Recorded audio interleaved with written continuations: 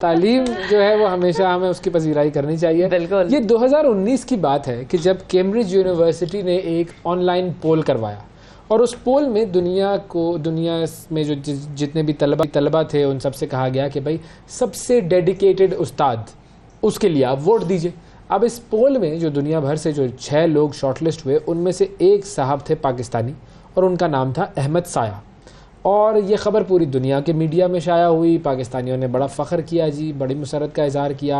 और ज़ाहिर है इसके अलावा जो बाअसर तरीन पाकिस्तानी के तौर पर उनका नाम मशहूर किताब चेंज मेकर्स में भी आया है, अहमद साया का नाम। अब एक बार फिर अहमद साया साहब का नाम मीडिया पर छाया हुआ है और इस बार उन्होंने कौन सा कारनामा सर अंजाम दिया ये हम इन्हीं से पूछते हैं और ये भी पूछेंगे कि तरह ऐसे मकबूल उस्ताद बन गए और एक अच्छा उस्ताद क्या होता है। बिल्कुल, हमें क्यों नहीं अपने उस्ताद अच्छे लगे। वो लगे ये जो उस्ताद देख रहे हैं वो अब आपसे बात करेंगे। नहीं, लेकिन स्टूडेंट्स अक्सर डरते हैं, खौफ खाते हैं टीचर से। दोस्ती और प्यार का रिश्ता जो है वो आजकल के टीचर और स्टूडेंट्स के दरमियान कम होता है। तो हम अहमद साया साहब से जरा जानेंगे कि कैसे लोगों ने वोट डाला। अस्सलाम वालेकुम अहमद साहब।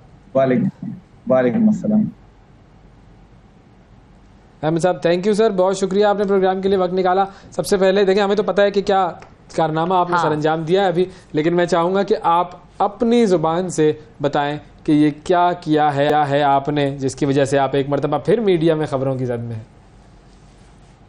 अल्हम्दुलिल्लाह अल्लाह ताला ने अपॉर्चुनिटी दी और मैंने कैम्ब्रिज की जो ऑफिशियल मैथ की कोर्स बुक है मैं उसका को ऑथर हूँ एंड अल्हम्दुलिल्लाह मैं वो पहला पाकिस्तानी हूँ जिसने कैम्ब्रिज के लिए ओ लेवल मैथ की कोर्स बुक लिखी है, डिजाइन करी है। सर क्यों आप लोग मैथ्स को इतना फरोग देते हैं, जरा ये तो बताएं। देखिए मैथ के बगैर तो कुछ भी नहीं ना। डेली लाइफ एप्लीकेशंस में हर चीज आप जो कर रहे हैं उसमें मैथ इन्वॉल्व है। हर चीज मतलब घर बनाने से लेकर घर में खाना पकने तक हर जगह मैथ का इन्वॉल्वमेंट है। यहाँ पे जो रेडियो फ्रीक्वेंसीज मैच करती हैं, मुझे कनेक्ट आपने जो किया है उसमें पीछे बहुत सारा मैथ इन्वॉल्व है। मैथ के बगैर तो गुजारा ही नहीं है, इट्स अ यूनिवर्सल लैंग्वेज। चलें अब अहमद साहब आप मुझे 1 मिनट दीजिएगा, मैं 1 मिनट में शिफा को समझा देता हूँ। शिफा आपकी जो तनख्वाह आती है वो मैथ के हिसाब से इतनी गिनने देखिए जमा मैं कर सकती हूँ। ये x square b square a square b square equals to c square ये चीजें नहीं होती। साया ने बता दिया कि उसके बगैर कुछ नहीं हो सकता। जिस कुर्सी पे आप बैठी हैं वो भी नहीं बन सकती थी। हर चीज जो है वो मैथ्स के अमल दखल में। अच्छा मुझे अहमद ये बताइए कोर्स पे कि इस किताब को लिखने के लिए ऐसा क्या क्राइटेरिया था कि जिसकी बुनियाद पर आपको सिलेक्ट किया गया? देखिए एक तो ओ लेवल मैथ की जो किताब है ना officially as per syllabus inclined किताब ऑफिशियली कोई मौजूद नहीं थी। जितनी भी किताबें पढ़ाई जाती हैं उनमें अभी तक उनमें या तो कोर्स से अलावा कुछ चीजें थी, एक्स्ट्रा चीजें थी या ऐसी चीजें थी नहीं थी जो कोर्स में शामिल थी। तो एक तो there was a need for the book. Secondly syllabus change हुआ है बहुत अरसे बाद ओ लेवल मैथ का, तो ऑब्वियसली एक बुक की नीड थी जो in line with the syllabus हो और जो वन स्टॉप सोल्यूशन हो फॉर स्टूडेंट्स। तीसरी चीज जो मैथ की किताबें होती हैं उसमें हमने देखा है वो बड़ी बोरिंग सी होती हैं। या तो उसमें सिर्फ सवाल होते हैं और अगर किसी ने उसको थोड़ा बेहतर बना दिया तो वो एक्टिविटी बेस्ड लर्निंग तो हो जाती है लेकिन उसमें सवाल नहीं रहते।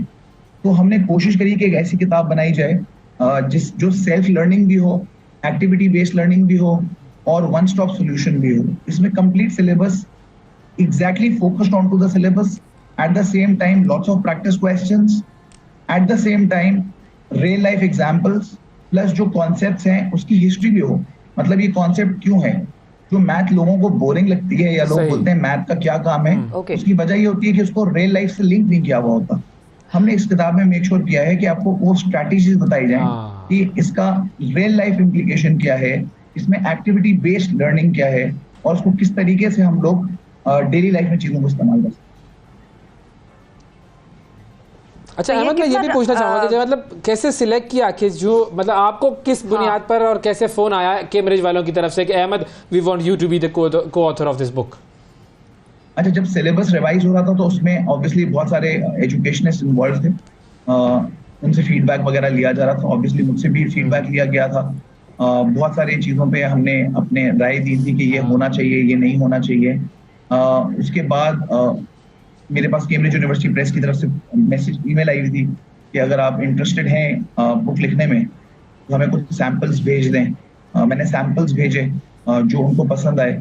जो उन्होंने एक कॉम्प्लीमेंट मुझे दिया, वो उन्होंने बोला कि जब बुक लिखी जाती है तो यूजुअली ऑथर जो है वो उसको ऑथर के पर्सपेक्टिव से लिखता है। आपने जो सैंपल्स भेजे हैं उसमें आपने ऑथर के पर्सपेक्टिव से नहीं, आपने एक टीचर के पर्सपेक्टिव से हम चीजें लिखी हैं।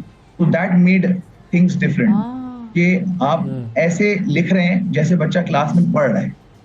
तो वो एक शायद मुझे थोड़ा एज मिल गया, सही तो, और उन्होंने मुझे सेलेक्ट कर लिया। ठीक है, तो what was the entire process? किस किस मरहले से आप लोग गुजरे, खुद लिखते हुए, कोर्स डिजाइन करते हुए, बिल्कुल उनके साथ कोऑर्डिनेशन और जो भी मामला थे वो किस तरह से तय हुए, और कितना अरसा लगा इसको कंप्लीट करने में? देखिए काफी टाइम तो लगा, लेकिन यह है कि definitely coordination to and fro होती थी। मतलब we used to write a chapter, then we used to vet it, और दोबारा उसको देखना पड़ता था, उसके पर्सपेक्टिव्स देखने पड़ते थे, सवाल डिजाइन हम करते थे, फिर उन सवालों को के सॉल्यूशंस बनाने होते थे, फिर उन सवालों की रेलेवेंस चेक करनी पड़ती थी, फिर उन सवालों में रियल लाइफ एग्जांपल्स को चेक करना पड़ता था कि हम जो चीज चाह रहे हैं वैसे हो भी रही है, नहीं हो रही। फिर हमने उसमें कंटेंट भी रखा था, सिर्फ क्वेश्चन नहीं, एज आई मेंशन, क्योंकि उसके अंदर थियोरेटिकल एलिमेंट्स थे कि किताब का पूरा प्रोसेस क्या था, कि ये हिस्ट्री क्या थी, या इसकी रियल लाइफ एग्जांपल्स क्या थी, या उसमें एक्टिविटी बेस्ड चीजें क्या थी। तो उन सबको इस तरह सेट किया गया कि वो स्टेप बाय स्टेप प्रोसेस के अंदर चीजें गई। ऑब्वियसली टू एंड फ्रो होती थी, कुछ चीजें हमें लगता था कि हम जो लिख रहे हैं वो बहुत उस लेवल की नहीं है जो बच्चे को अच्छे से समझ में आ सके, या एट टाइम्स हमें लगता था कि ये चीजें हमने थोड़ी डिफिकल्ट कर दी है, इसको थोड़ा सा आसान तरीके से समझाना चाहिए। क्योंकि ग्लोबली किताब इस्तेमाल होनी है, तो हमें हर चीज की को मद्देनजर रखना था कि इंग्लिश जिन लोगों के लिए सेकंड लैंग्वेज है उनके लिए भी बहुत आसानी से इस्तेमाल हो सके, और जिनके लिए English as a first language है उनको भी प्रॉब्लम किसी किस्म का ना आए कि समझने में किताब को किसी भी। अच्छा, अब ये बड़ी इंपॉर्टेंट बात आपने की कि ज़ाहिर है आपने तमाम स्टूडेंट्स को मद्देनजर रखना है, उनकी नीड को। जी, मैं इस चीज़ की तरफ आना चाहूँगा कि अब देखें आपका जो तजर्बा है being one of the best teachers in the world, और कैम्ब्रिज के लिए आपने ये किताब लिखी। अब पाकिस्तान में हमारा जो करिकुलम है, ये जो पाकिस्तान में हमारे कोर्सेज हैं जो हमारे सरकारी स्कूलों में पढ़ाए जाते हैं या प्राइवेट स्कूलों में पढ़ाए जाते हैं, उनको कैसे इम्प्रूव किया जा सकता है, keeping in view your experience as a teacher and as a writer of this book for Cambridge? हम क्या क्या गलतियाँ कर रहे होते हैं? सबसे पहले तो हमारा करिकुलम रिवाइज होने की नीड है। अनफॉर्चुनेटली हमारा जो लोकल बोर्ड का करिकुलम है वो करिकुलम अपडेटेड नहीं है। वो चीजें जो आज से बहुत साल पहले तक हमारे बुजुर्गों को पढ़ाई जा रही थी, वो चीजें अभी भी हमें पढ़ाई जा रही हैं, चाहे उनकी नीड है या नहीं है। तो उसकी रिविजन, अर्जेंट रिविजन की नीड है। फिर जब करिकुलम रिवाइज होगा तो ऑब्वियसली कंटेंट रिवाइज होगा, किताबें नहीं आएंगी, उन नई किताबों की नीड है। प्लस अनफॉर्चुनेटली हमारे सिस्टम में रोट लर्निंग बहुत ज्यादा है compare to concept based learning. तो हमें कॉन्सेप्ट बेस्ड लर्निंग की तरफ शिफ्ट होना पड़ेगा। We will have to realise that we can't rote learn everything, specially math can not be rote learn, but I have seen students studying for the local board rote learning the formulas and the formats। Sir ऐसा नहीं है, मैंने theorems में भी लोगों को रट्टे लगाते देखे हैं। वही मैं बोल रहा हूँ। तो वो इस तरह पूरी थ्योरम याद करके चले जाते हैं और पेपर पास कर लेते हैं। हम सब रोट लर्निंग, बिल्कुल मतलब नहीं पता, हाँ कॉन्सेप्ट नहीं होता। अच्छा, अब फॉर इंस्टेंस अगर हम ये करें, पाकिस्तान की हुकूमत आज ये फैसला करती है कि जी ये कैम्ब्रिज की किताब थी, ये हमने उठाई और इसको हम अपने स्कूलों में इम्प्लीमेंट कर देंगे, या इसका एक छोटा सा जो यूँ कह लीजिए कि एक चेंज्ड वर्जन जो है वो हम अपने लिए बनाकर और इम्प्लीमेंट कर लेंगे, क्या वो प्रोसेस आसानी से हो सकता है? देखिए डूएबल तो हर चीज़ होती है, आसानी होगी नहीं होगी वो तो डिपेंड करेगा जब उनके करिकुलम से इसको कंपेयर किया जाएगा, जो करिकुलम लोकल बोर्ड फॉलो करना चाहेगा। बट डूएबल है, मतलब अगर नहीं भी हम पूरी किताब दोबारा लिख देंगे, कोई ऐसा मसला नहीं है, बट चेंज की कोशिश तो होना। if they want to bring the change and they want to change the curriculum, yes, things can be done. अच्छा, अब ये कितना आपको लगता है कि वायबल एक सोल्यूशन था, क्योंकि 18th अमेंडमेंट के बाद जो तालीम है वो सूबाई सब्जेक्ट बन गई और दुनिया में आपने अब कैम्ब्रिज की किताब लिखी है, ये दुनिया में पढ़ाई जाएगी। हमारा हर सूबा अलग अलग हमारा हर सूबा अलग अलग चल रहा है, हर स्कूल अलग है, हर एक का करिकुलम अपना है। तो ये यूनिफाइड अप्रोच होनी कितनी जरूरी थी, या ये कोई खास मैटर नहीं करती? नहीं, देखिए यूनिफाइड अप्रोच डेफिनेटली बहुत इंपॉर्टेंट है। अगर देखिए बहुत सारे पाकिस्तान के स्कूल्स जो ओ लेवल्स करवा रहे हैं वो तो एग्जैक्टली इसको अडॉप्ट कर लेंगे, बिकॉज वो तो बोर्ड ही वो वाला फॉलो कर रहे हैं। जो सारे लोकल बोर्ड हैं जिसमें फेडरल बोर्ड अलग चल रहा है, आगा खान बोर्ड अलग चल रहा है, सिंध बोर्ड अलग चल रहा है। अब अनफॉर्चुनेटली वो बोर्ड्स अलग हैं और हर किसी का करिकुलम डिफरेंट है। पंजाब बोर्ड अलग है, तो इन सबके बोर्ड्स डिफरेंट हैं, इन सबके करिकुलम्स डिफरेंट हैं, तो इन सबकी किताबें भी अलग अलग हैं। तो यूनिफाइड सिस्टम की तो नीड है। यूनिफाइड सिस्टम के बगैर आप उस देखे ना इंटर सिटी कंपैरिजन या inter province comparison between students कैसे करेंगे जब तालीमी मयार यकसा नहीं है। There is not equal opportunity for kids everywhere. तो जब तक एक प्रोसेस क्लीन नहीं होगा, जब तक एक आपके पास सिस्टम बिल्कुल एग्जैक्टली सेम नहीं होगा for everyone, you can't expect people to produce the same results or to be compared with each other. You can't compare a student from doing a federal board exam with a student doing a provincial board exam. दोनों के level में फर्क है, दोनों के तालीमी मयार में फर्क है, दोनों के कंटेंट में फर्क है, दोनों के कैलिबर में फर्क है। और वो फर्क क्यों है? क्योंकि हमने तफरीक रखी हुई है।